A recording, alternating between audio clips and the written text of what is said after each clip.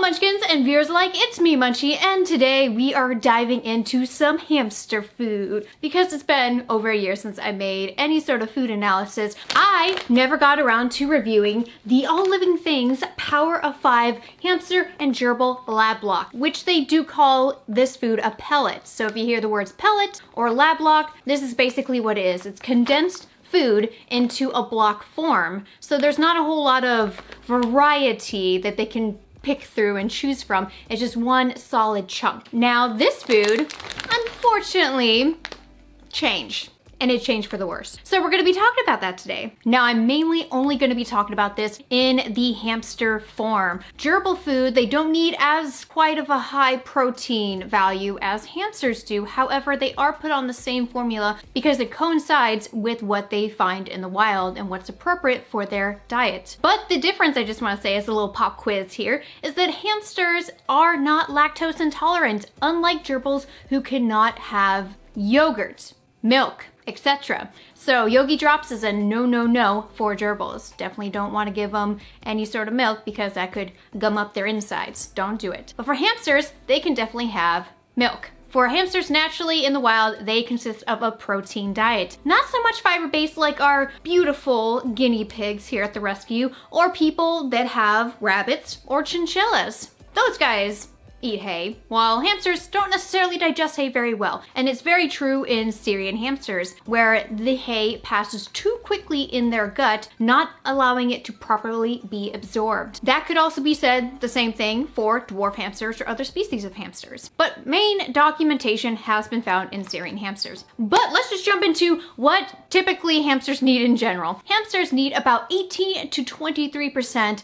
of crude protein. For fat, they need anywhere from 4 to 8 in my opinion. However, other people have said all the way up to 10% is totally okay for them. So I just want to leave that here. And then for fiber, you can have fiber as low as 8 and go all the way up to 15%. However, they don't need that 15% to be their staple diet, but they can go up pretty high. So this is the before bag.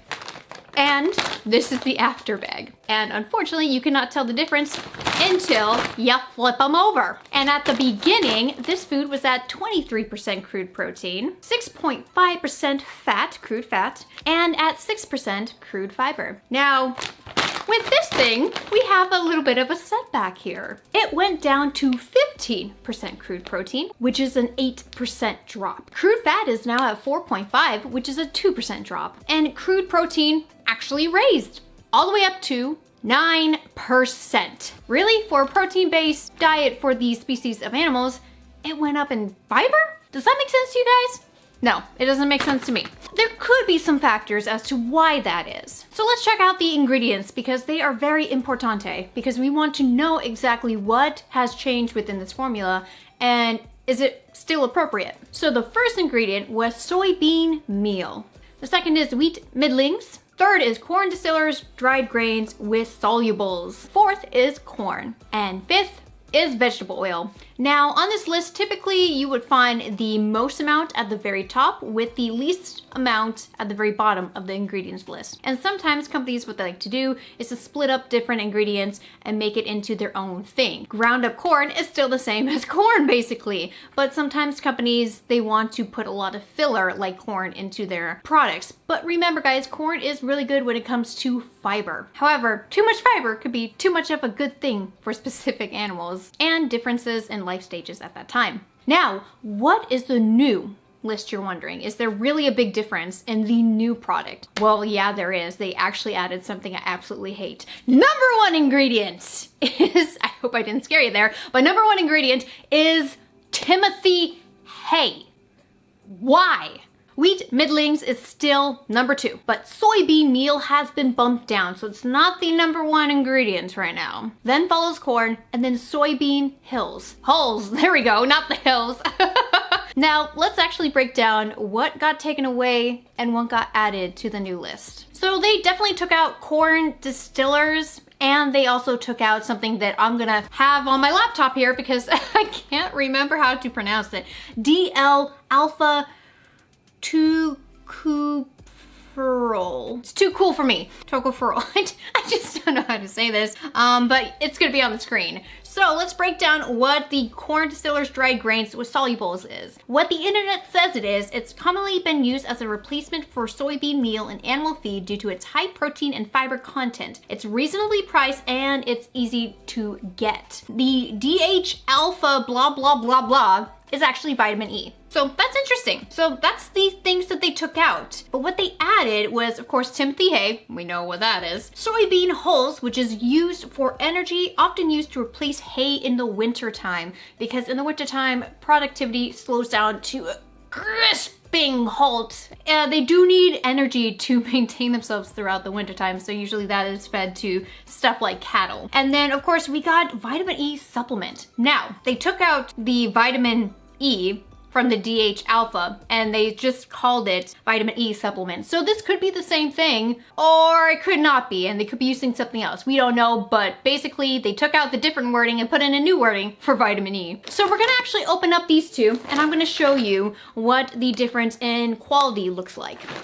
These have not been opened before, so you get to see an unboxing it's not even in a box, unbagging video. Here we go. Ah, sweet release. But we got some in this hand here. And this is the new one, by the way. Then we got some in this one. So we're gonna see the color and quality.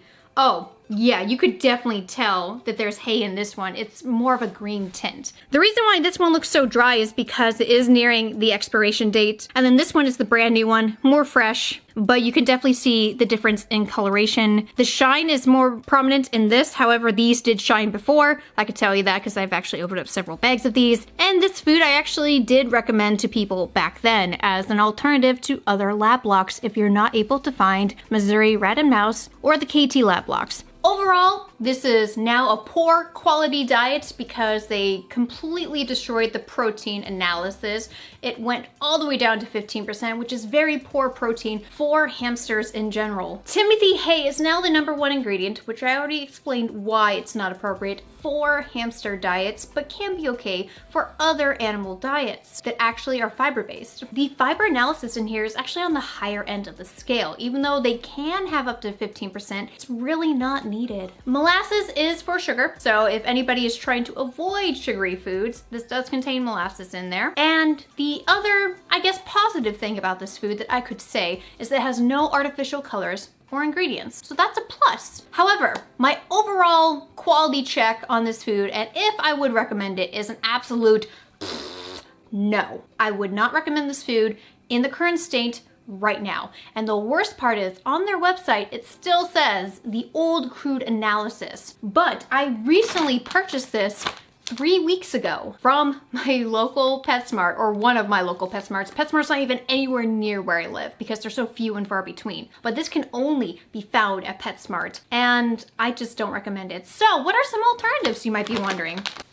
I would highly recommend the Power of 5 mouse and rat diet. It's completely safe for hamsters. It has the same analysis as that of their old formula, but it does have a few different ingredients in here, but it's completely safe for hamsters. And also, I would recommend Missouri Rat and Mouse Lab Block, but I don't have that physically with me because I got a 25-pound bag that I do not want to hold in front of a camera for you guys. But just understand, Missouri is the go-to lab block for me and my rescue. So thank you guys so much for watching the video today. If you liked it, hit like to show support. Comment down below with your thoughts on the changes as to why they changed the ingredients around and added this in. And if you're new here and would like to become a part of the Munchkin family, please subscribe. All right, I'll see you guys in the next video. Bye!